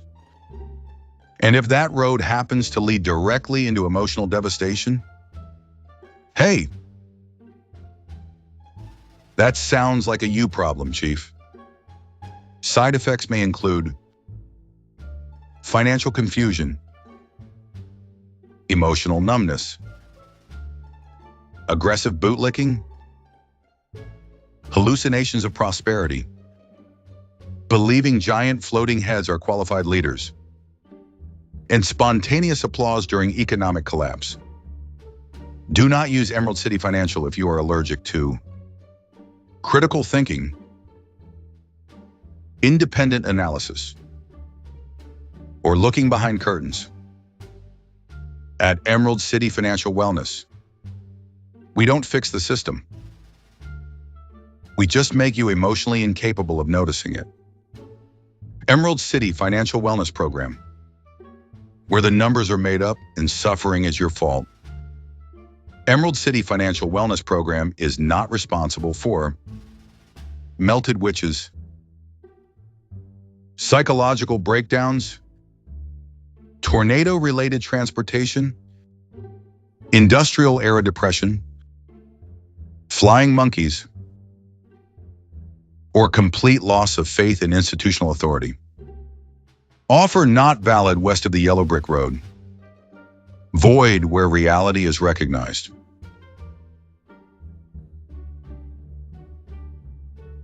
And now, Surya did there. Back to the documentary before some banker in a green velvet suit starts yelling at us again. The curtain, the internet, and the modern Emerald City. The strangest part about The Wonderful Wizard of Oz is not that it reflected America in 1900. It's that it keeps reflecting America over and over again. Different century. Different technology. Same emotional machinery. Because the deeper you examine Oz, the more it starts resembling modern civilization in ways that become almost uncomfortable. The wizard built authority through spectacle. Modern systems do the same thing. The Emerald City controlled perception through artificial lenses. Modern systems do the same thing. The yellow brick road trained people to trust predetermined paths. Modern systems do the same thing. The Scarecrow doubted his intelligence despite constantly proving it. Modern people do the same thing. The Tin Man slowly lost his humanity to mechanical existence. Modern people do the same thing. Guys, at a certain point, Oz stops feeling symbolic and starts feeling predictive. Because today, most human experience happens inside carefully managed emotional environments. News feeds, algorithms, advertising systems, political branding, digital identity construction, influencer culture, corporate psychology. Everybody screaming. Everybody performing. Everybody trying to become their own little wizard behind a curtain. And honestly, the internet may be the largest Emerald City ever built. Think about it. Everybody wearing lenses, filters, curated identities, artificial emotional realities. People building entire personalities around performance while desperately hiding the exhausted human being operating the machinery behind the screen. The wizard would have thrived online. Guy would have had a podcast, 3 sponsorship deals, a fake self-help course, 12 million followers, and a 37-minute apology video filmed in grayscale after getting exposed. No question. And the scary part, people still would have believed him. That's the lesson Oz keeps repeating endlessly. Human beings are psychologically vulnerable to confidence theater, not truth. Performance. That's why authority figures throughout history often prioritize appearance over honesty. The image matters more than reality. The curtain matters more than what's behind it. And modern systems perfected that strategy. Everything now revolves around perception management. Political perception, economic perception, social perception, emotional perception. Even personal identity becomes performative eventually. People don't just live anymore. They brand themselves, curate themselves, market themselves. And Bohm's story starts looking less like fantasy and more like a warning about what happens when reality itself becomes secondary to presentation. That's Emerald City. That's the wizard. That's Oz. And honestly, that's modern life. But here's the most disturbing part. The citizens of Emerald City are not stupid. That's important. Baum never portrays ordinary people as evil or foolish. They're emotionally overwhelmed. That's different. People cling to illusion because reality is exhausting. That idea explains almost everything about modern society. Why propaganda works. Why outrage spreads. Why fake gurus thrive. Why obvious fraud survives. Why people defend systems actively hurting them. Because emotional certainty feels safer than uncertainty. The wizard understands this perfectly. That's why he never rules through direct violence.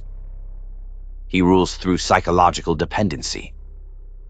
And modern systems do exactly the same thing. Fear becomes management. Distraction becomes management.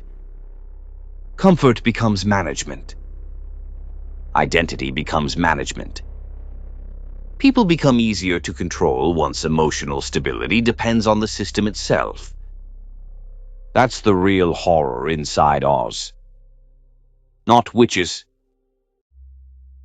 Not flying monkeys. Dependency. Baum feared a civilization where people became psychologically unable to imagine life outside institutional illusion. And look around. Most people today spend more time interacting with manufactured realities than physical ones. Algorithms shape emotional states. Platforms shape identity. Media shapes perception. Digital systems determine what billions of people think about, fear, celebrate, and hate every single day. That's wizard-level influence. And the craziest part? Most people voluntarily hand the system access to their emotions 24 hours a day. The glasses are no longer locked onto people's faces. Now people pay monthly subscriptions for upgraded versions. That's dark. Really dark. And suddenly Baum's story becomes terrifyingly prophetic. Because Oz may not have been warning only about the America of 1900. It may have been warning about every civilization eventually vulnerable to spectacle replacing truth. And honestly, that possibility makes the story way scarier than any witch ever could. You know what kills me? Everybody thinks they would have recognized the wizard. No, you wouldn't. Most people don't recognize manipulation while they're emotionally inside it. That's the point. People always imagine propaganda looks obvious. Big evil villain. Lightning bolts. Dramatic music. Nah. Usually it looks comforting. Reassuring. Familiar. Safe. That's why Emerald City works. And honestly, modern life's got a million little Emerald Cities now. Politics. Internet tribes. Corporate culture. Social media. Everybody standing inside carefully manufactured emotional realities, screaming at each other through green-tinted glasses. Meanwhile, the guys behind the curtain are usually just exhausted weirdos pulling levers, hoping the machine doesn't explode before quarterly earnings. That's Oz, baby. That's the joke. And somehow a damn children's fairy tale understood all of this before modern psychology even existed. The most dangerous question Baum ever asked. At its core, Oz asks one terrifying question over and over again. What if the systems guiding society are mostly performance? Not entirely fake. That's important. Performance. Because performance can still shape reality. The wizard isn't magical, but people obey him anyway. The Emerald City isn't truly emerald, but citizens organize their entire lives around the illusion anyway. The yellow brick road doesn't lead to salvation, but millions would still follow it if told to. That's Baum's deepest insight. Human civilization itself depends heavily on shared psychological narratives. money, authority, markets, governments, institutions. Most systems only function because enough people collectively agree they matter. And that realization gets real uncomfortable real fast. Because once you understand that, you start seeing Oz everywhere. Corporate branding becomes wizard theater. Political campaigns become Emerald City pageantry. Financial systems become giant emotional confidence games, balanced almost entirely on perception and public faith. And honestly, Baum may have recognized this before most economists did. That's why Oz feels less like fantasy and more like coded social criticism disguised as mythology. Because the story repeatedly asks, who benefits when populations stop trusting themselves? That's the key. Not who controls everything. That's the wrong question. Baum's question is psychological. Who benefits when ordinary people become convinced they are powerless without institutional guidance? And once you ask that question, the whole story mutates into something much darker. Because every major character in Oz begins psychologically dependent. Dorothy seeks permission. The Scarecrow seeks validation. The Tin Man seeks emotional recognition. The Lion seeks courage from authority. Every single one of them already possesses the quality they believe they lack. The system simply trained them not to trust themselves. That's the mechanism. That's the entire machine. And that idea terrified institutions in Baum's era.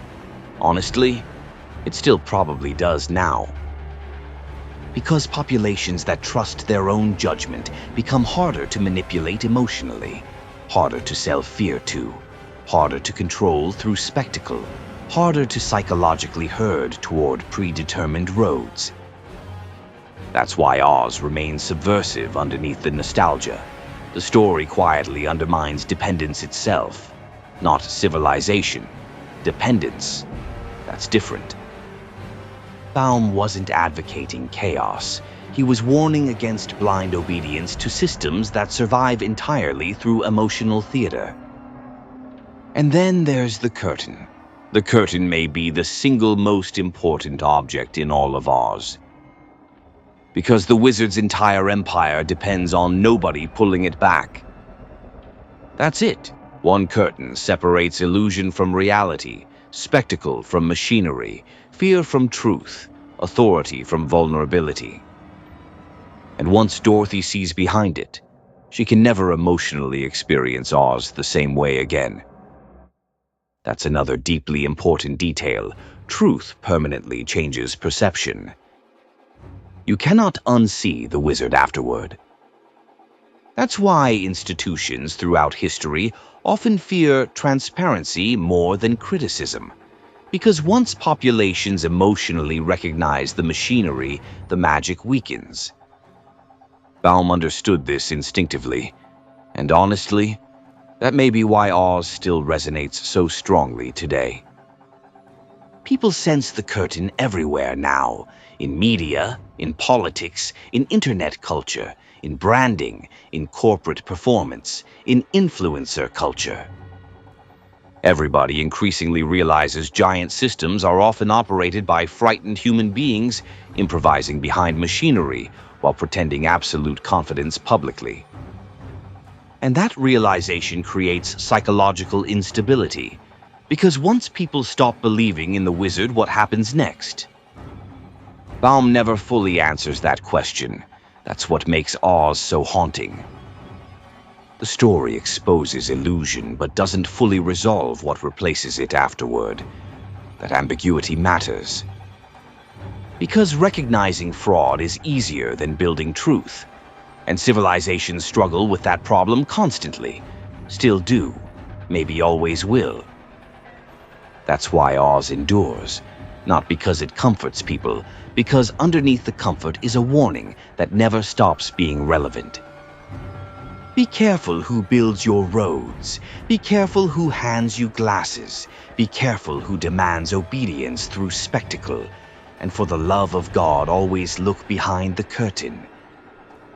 The fucked up part is, most people say they want truth, until truth actually threatens something emotionally comfortable. Then suddenly everybody gets real interested in defending the curtain. That's human nature. People don't just fear manipulation. They fear uncertainty. And once you realize how many systems operate partially through emotional performance, guys, you start seeing wizards everywhere. Some are politicians. Some are corporations. Some are influencers. Some are entire media ecosystems. Some are people online selling alpha mindset crypto success warrior courses filmed inside rented Lamborghinis. America creates wizards like Jersey creates potholes. Constantly. But Baum's message stays the same through all of it. The wizard only stays powerful as long as nobody questions the machine. And honestly, that might be the most timeless warning ever hidden inside a fairy tale. The curtain, the internet, and the modern Emerald City. The strangest thing about Oz is that the story keeps evolving with every generation. Not because the story changes, because society changes around it. And suddenly the symbolism starts fitting new systems Baum could never have imagined. Television, advertising, public relations, mass media,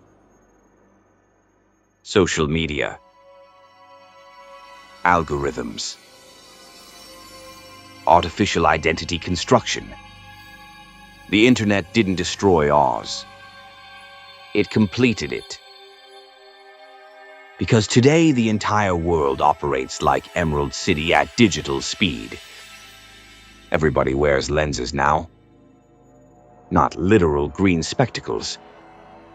Digital ones. Algorithmic ones. And most people don't even realize they're wearing them. That's the scary part. Your feed decides what outrages you, what terrifies you, what validates you, what tribe you belong to, what reality you emotionally inhabit. And once enough people live inside separate emotional realities, civilization itself starts fracturing into competing emerald cities. Everybody convinced their version of reality is the true one. Everybody screaming through tinted glasses. And Baum somehow predicted the emotional mechanics of this before radio even became mainstream. That's insane. Because modern systems no longer merely control information. They shape perception itself. What people see, what people feel, what people fear. And the wizard's strategy suddenly becomes horrifyingly modern. Create spectacle. Create emotional dependency. Create confusion. Create identity. Keep the machine loud enough nobody asks who's operating it. That's modern internet culture in a nutshell. Everybody performing authority. Everybody branding themselves as truth tellers. Everybody selling certainty. And behind the curtain? Usually some sleep-deprived lunatic eating microwave noodles while pretending they possess secret knowledge about civilization. The wizard would have absolutely dominated social media. No question. Guy would have had a podcast, merch, 3 controversy cycles, a fake apology video, sponsored supplements, and a Patreon called The Truth They Don't Want You to Know TM. And somehow, millions still would have believed him. Because people don't naturally gravitate toward truth. They gravitate toward emotional certainty. That's Baum's entire point. The wizard succeeds because Oz is psychologically exhausted. The citizens want somebody to reassure them. That's why the illusion works. And honestly, modern society may be more emotionally exhausted than any civilization in human history. Constant information, constant stimulation, constant outrage, constant anxiety, everybody overwhelmed, everybody searching for certainty. And once populations become emotionally exhausted, they become vulnerable to spectacle. Again, that's the cycle Oz keeps describing over and over. Fear creates dependency. Dependency creates obedience. Obedience sustains illusion. And illusion becomes reality if enough people emotionally commit to it. That's Emerald City. That's modern media. That's internet culture. That's political branding. That's influencer culture. That's half the damn world now. And the really dark part? Most people eventually start defending the illusion themselves. That's how systems become self-sustaining. The citizens of Emerald City no longer need chains. They emotionally police reality for the wizard voluntarily. And modern systems operate the exact same way. People attack anyone threatening their preferred illusion. Preferred politics. Preferred media narratives. Preferred identities. Preferred emotional realities. Everybody defending curtains. Nobody wanting to see the terrified humans frantically pulling levers behind them. Because once the curtain falls completely, people have to confront uncertainty. And uncertainty terrifies human beings more than manipulation sometimes. That's what makes Oz timeless, not the fantasy. The psychology. Baum understood that civilizations survive largely through shared emotional narratives. Once those narratives fracture, the entire machine becomes unstable. And look around. Feels pretty relevant right now, don't it? Let me tell you something. Everybody thinks they would have recognized the wizard. No, you wouldn't have. Most people never recognize manipulation while it's emotionally comforting. That's the trick. The wizard doesn't look dangerous. He looks reassuring. Powerful. Confident. Certain. That's why people follow him. And modern life's got wizards everywhere now. Politics. Finance. Internet culture. Corporate influencers. Fake gurus.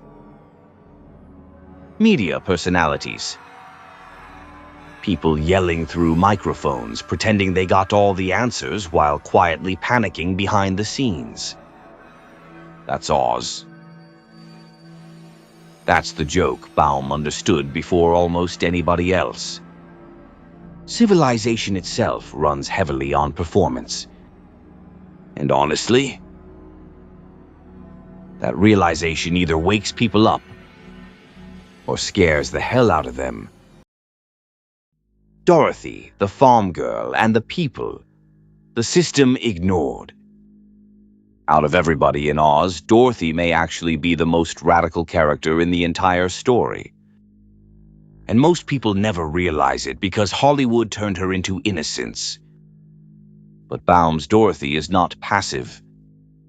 She is not fragile. And she is definitely not just some confused little girl wandering through Fantasyland singing about rainbows. Dorothy represents ordinary Americans. Specifically the forgotten Americans Baum watched suffer while powerful institutions ignored them completely. Farmers, workers, families drowning under debt, people with no political influence, no wealth, no protection, no seat at the table. That's Dorothy. She's not royalty, not chosen by prophecy, not secretly magical. She's poor. That matters enormously, because Baum deliberately places an ordinary farm girl at the center of a system built entirely around fraudulent authority. And somehow she becomes the one person capable of exposing all of it. Not politicians, not bankers,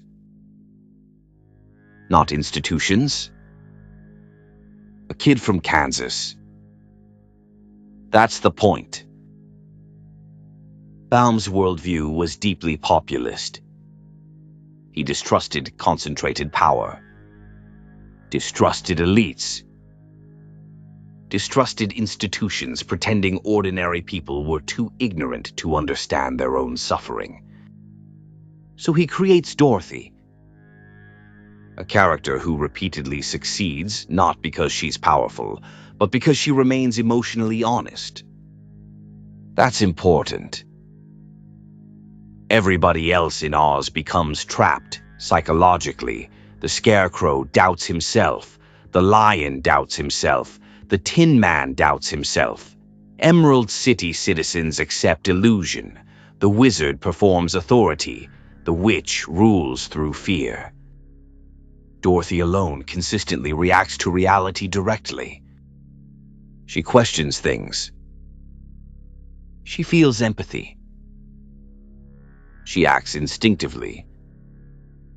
And that instinct repeatedly exposes corruption accidentally.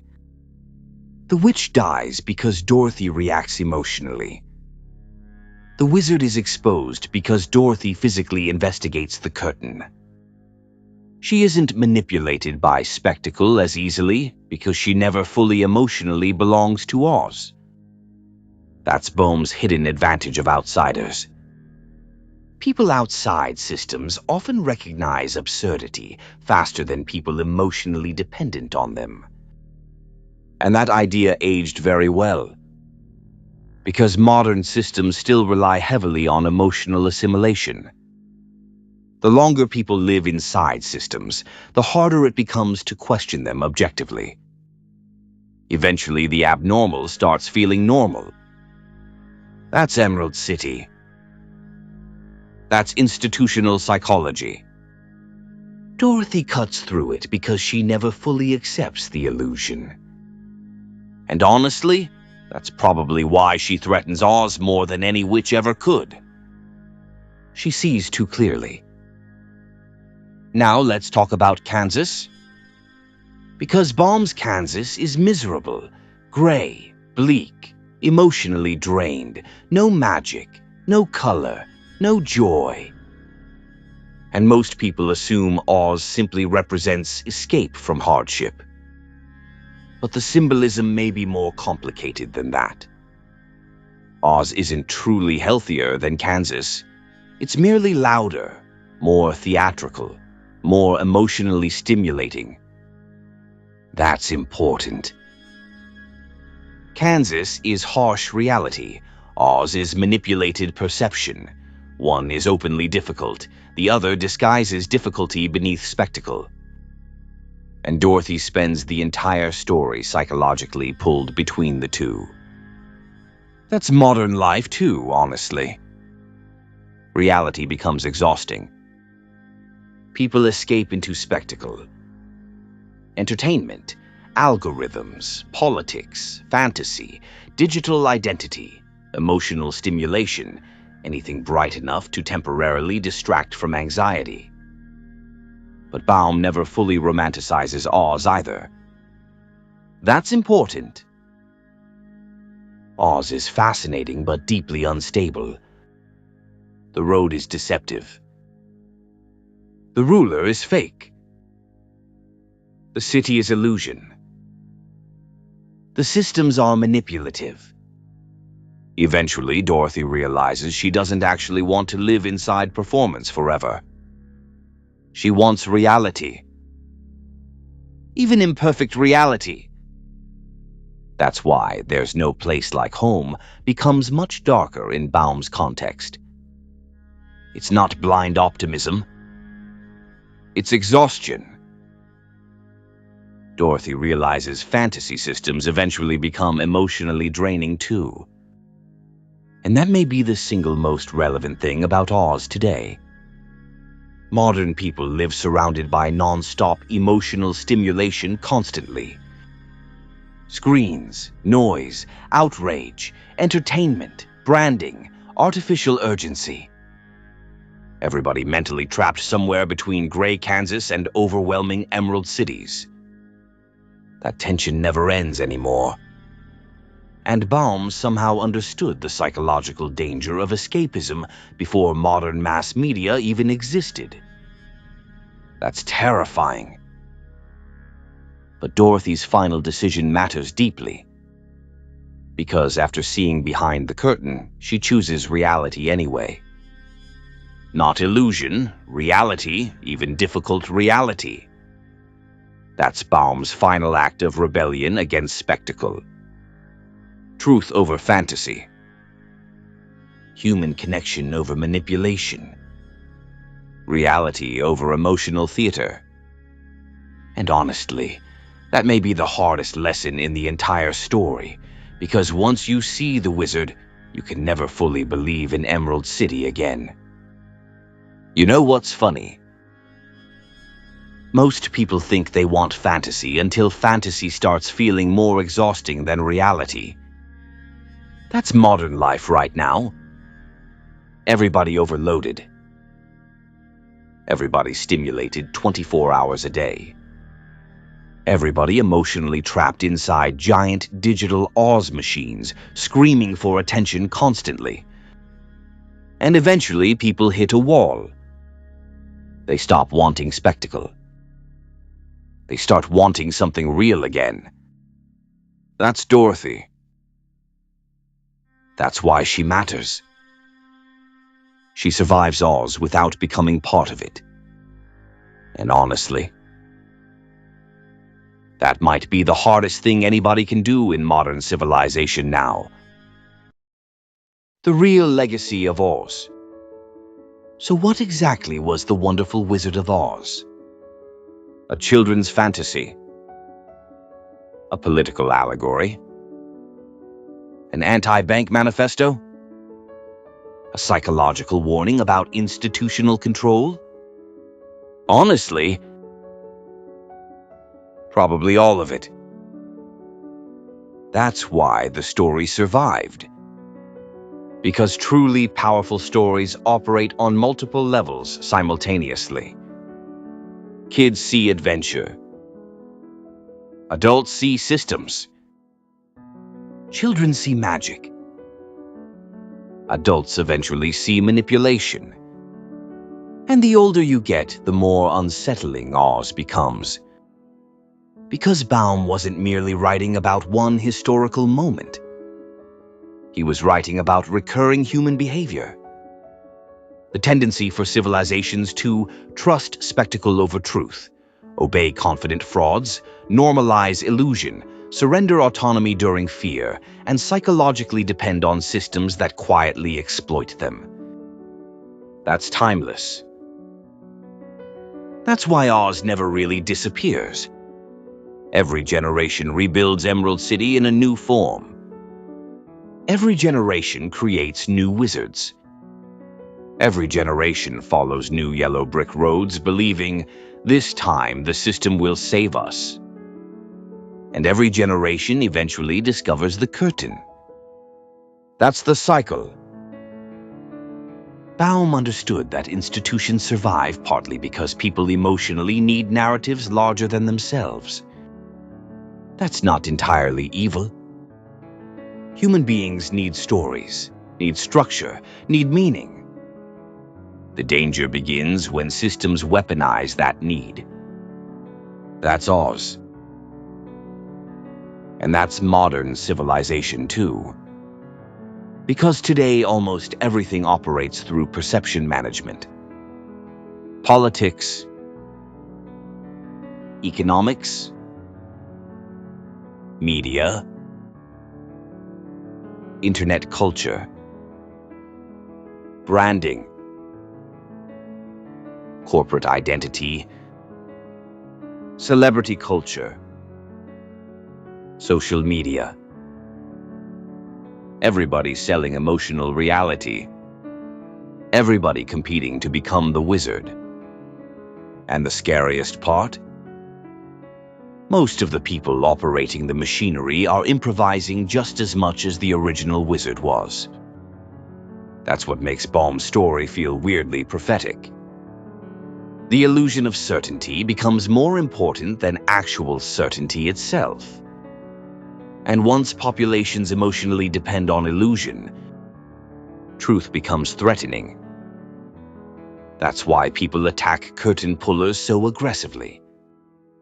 Not because the curtain pullers are always correct, because exposing illusion destabilizes emotional comfort. Baum understood this over 100 years ago, which honestly makes him either brilliant or the most accidentally insightful children's author in American history. Now here's the part that really sticks with people once they revisit Oz as adults. The story never truly answers whether humanity can live without wizards. That's important. Baum exposes fraudulent authority, but he never fully resolves what replaces it afterward. And maybe that ambiguity was intentional. Because freedom is difficult. Critical thinking is difficult. Personal responsibility is difficult. It's easier emotionally to follow roads somebody else built for you. That's human nature. Oz doesn't offer perfect solutions. It offers awareness. And awareness itself becomes the rebellion. The moment Dorothy sees behind the curtain, the illusion permanently weakens. That's the victory. Not destroying the system. Understanding it. That's why the story still matters. Because maybe Baum's greatest warning was never, authority is evil. Maybe it was,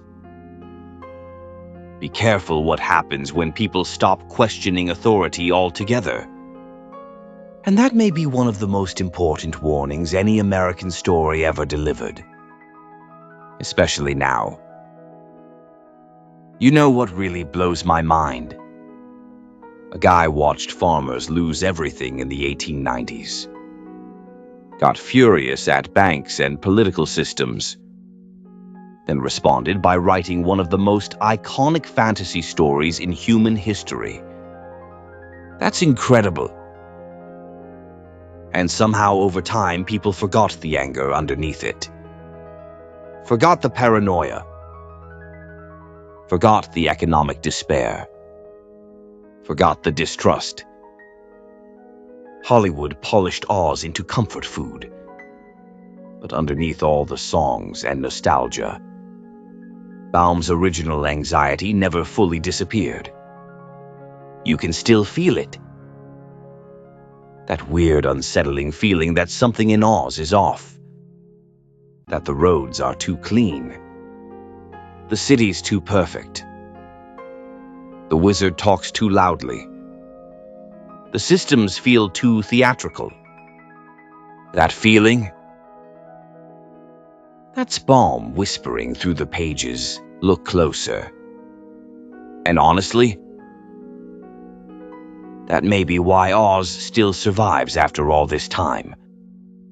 Not because it comforts people, because deep down, people recognize the machine.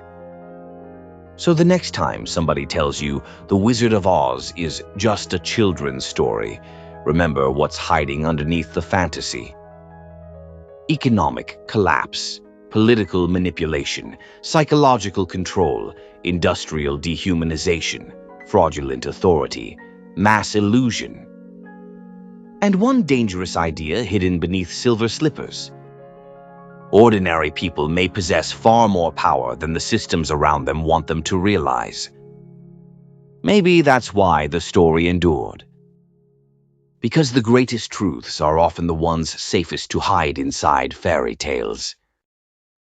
If you enjoyed this documentary, make sure you like, subscribe, and join the Pizzaverse before some guy in an emerald suit starts charging you monthly subscription fees to access premium truth packages. We got more hidden history coming, more dark fairy tales, more Hollywood cleanups, more stories where the original version was way more horrifying than the sanitized version people grew up with.